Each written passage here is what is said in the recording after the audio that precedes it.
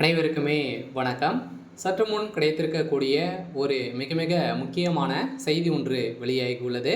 சற்று முன் எடப்பாடியை நேரில் சந்தித்த திமுக அமைச்சர் நேரடி காட்சி, இது மாதிரி செய்திகள் வெளியாக இருக்குது. இப்போ சதுரடியாக திமுக பார்த்தீங்கன்னா ஏற்கனவே சலசலப்பை ஏற்படுத்தியிருக்க திமுக உட்கட்சிக்குள்ளே நிறைய மோதல்கள் ஏற்பட்டிருக்கு இல்லையா? உதயநிதியுடைய வாய்க்கொழுப்பால் இப்போ திமுகவில் இருக்கக்கூடிய மூத்த அமைச்சர்களுக்கு இடையே பார்த்தீங்கன்னா ஒரு மிகப்பெரிய சலசலப்பு ஏற்பட்டிருந்தது. அதே மாதிரி அமைச்சர் துரைமுருகன் அவர்களும் அதே மாதிரி அமைச்சர் பொன்முடி அவர்கள் இருவருக்குமே பார்த்தீங்கன்னா மூத்த அமைச்சர்களாக திமுக இருக்காங்க. மூத்த அமைச்சர்களுக்கு இது வரைக்குமே பார்த்தீங்கன்னா ஒரு 6-7 அமைச்சர்கள் பார்த்தீங்கன்னா இதில் இருக்காங்க. அவர்கள் அனைவருமே பார்த்தீங்கன்னா அமைச்சர் பதவியில் நீக்கிட்டு புதியவராக நியமிக்க வேண்டும் அப்படின்ற மாதிரி உதயநிதி ஸ்டாலின் அவர்கள் முதல்வர் ஸ்டாலின் கிட்ட பார்த்தீங்கன்னா கோரிக்கையை வைத்திருக்காரு அப்படின்ற மாதிரி பார்த்தீங்கன்னா ஒரு தகவல் வெளியேறிருந்தது. இந்த தகவல் வெளியாகிறதுலேருந்தே திமுக பார்த்தீங்கன்னா ஒரு சில சலசலப்புகள்லாம் ஏற்பட்டு இருந்தது. இந்த சலசலப்பின் காரணமாக அமைச்சர் பொன்முடி அவர்கள் பார்த்தீங்கன்னா சதுரடியாக அவருடைய மீது சொத்து குவிப்பு வழக்கு இருந்தது. ஏற்கனவே அவருக்கு 7 ஆண்டுகள் சிறை தண்டனை விதித்த நீதிமன்றம் சதுரடியாக அவருடைய வயதின் மூர்த்தம் காரணத்தின் அடிப்படையில் அவருக்கு நிராகரிக்கப்பட்டது.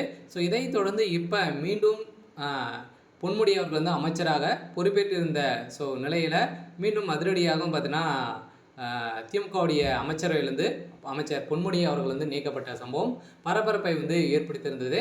இதைத் தொடர்ந்து தான் செந்தில் பாலாஜி அவர்களும் இல்லாத அமைச்சராக இருக்கார். அதே மாதிரி பார்த்தீங்கன்னா அமைச்சர் துரைமுருகன் அவர்களுக்கும் ஒரு மிகப்பெரிய திமுக எதிர்ப்புகளை வந்திருக்கு. நிறைய திமுகவுடைய பினாமியாக இருக்கக்கூடிய எல்லாம் பார்த்தீங்கன்னா அமைச்சர்கள் மிரட்டி வருவதாகவும் ஒரு தகவல் வெளியாக இருந்த நிலையில் தான் திடீர்னு திமுக சார்ந்த அமைச்சர் பொன்முடி அவர்கள் அதிமுகவில் இணைய போகிறதாக ஒரு பரபரப்பை ஏற்படுத்தியிருந்தது. இதன் அடிப்படையில் இப்போ அதிரடியாக பார்த்தீங்கன்னா ஒரு அதிகாரப்பூர்வமான ஒரு சில அப்டேட்கள்லாம் கிடைத்திருக்கு. இப்போ எடப்பாடி பழனிசாமி அவர்கள் பார்த்தீங்கன்னா இப்போ நேரில் சந்திச்சுட்டு இருக்காரு அப்படின்ற மாதிரி தகவல் வெளியே இருக்கக்கூடிய நிலையில் தான் திமுகவில் ஒரு அதிர்ச்சியை ஏற்படுத்தியிருக்கு. இருந்தாலுமே உதயநிதி ஸ்டாலினால் பார்த்தீங்கன்னா திமுகவே 2ஆக சல்லியாக உடையக்கூடிய நிலையை தான் இப்போ வரப்போகுது. இருந்தாலுமே வருகின்ற சட்டமன்ற தேர்தலில் ஒரு மிகப்பெரிய மாற்றத்தோடு தான் திமுக இருக்க போகுது. சொல்ல பார்த்தீங்கன்னா திமுகவில் இருக்கக்கூடிய கூட்டணிகளும் பார்த்தீங்கன்னா ஒரு மிகப்பெரிய எந்த பக்கம் உடைய போகுது அப்படின்றத தெரியாமல் தான் இருக்காங்க. இருந்தாலும் ஒரு மிகப்பெரிய கட்சியாக இருக்கக்கூடிய விசிகாவும் பார்த்தீங்கன்னா திமுகவில் விலக போகிறதாகவும் ஒரு அனௌன்ஸ்மெண்ட் வந்திருக்கு. இருந்தாலும் விசிகாவுக்கு ஒரே ஒரு சீட்டு மட்டும் தான் கொடுக்கப்படும் அப்படின்ற மாதிரி திமுகவுடைய தலைமகம் சொல்ல இப்போ பார்த்தீங்கன்னா அவர் 25 சீட்டுகள் கேட்டிருக்கக்கூடிய நிலையில் தான் திமுகவுக்கு எதிராக இருக்கார். இருந்தாலுமே இப்போ அமைச்சர் பொன்முடி அவர்கள் எடப்பாடி அவர்கள் நேரில் சந்திச்சுட்டு இருக்காரு அப்படின்ற மாதிரி ஒரு தகவல் வெளியாக இருக்குது.